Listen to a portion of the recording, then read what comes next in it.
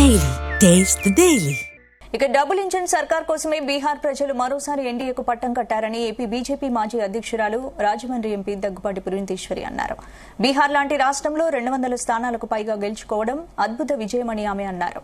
ఇటీవల తాను ఐక్యరాజ్య సమితి సమావేశాల్లో పాల్గొని అణుశక్తిని ప్రజాహితానికి వినియోగించే అంశంపై ప్రసంగించినట్లు పురంధేశ్వరి తెలిపారు. 2027 గోదావరి పుష్కరాలకు రాజమండ్రిలో చేపట్టాల్సిన పనులపై సమగ్ర నివేదిక సిద్దం చేస్తున్నామన్నారు. ఓటర్ టర్న్అవుట్ కనుక చూసినట్లయితే దగ్గర 68% నుండి 69% వరకు కూడా ఓటర్ టర్న్అవుట్ రావడం జరిగింది. అంటే ఒక రకంగా చెప్పాలంటే ప్రజాస్వామ్య వ్యవస్థ మీద ప్రజలు నమ్మకాన్ని కనబరిచారు అనేది మనం గట్టిగా నమ్మదగ్గ విషయంగా నేనైతే భావిస్తున్నాను. ఎందుకంటే బీహార్ లాంటి రాష్ట్రాల్లో ఆ మేరకు రావడం అనేది అది గొప్ప. ఆంధ్రాలో 70-72 రాకపోతే మనం ఆశ్చర్యపోవాలి.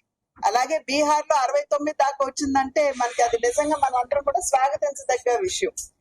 అదే విధంగా ఈ యొక్క ఫలితాల మాధ్యమంగా బీహార్ ప్రజలు ఒక స్పష్టమైనటువంటి సందేశాన్ని ఇచ్చారు. ఒక స్పష్టమైనటువంటి సందేశాన్ని వారు ఇవ్వడం జరిగింది.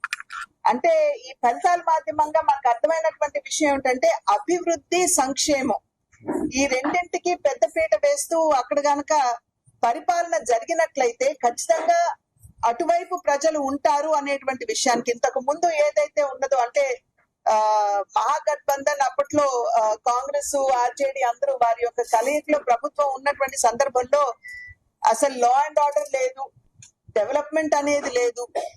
అయితే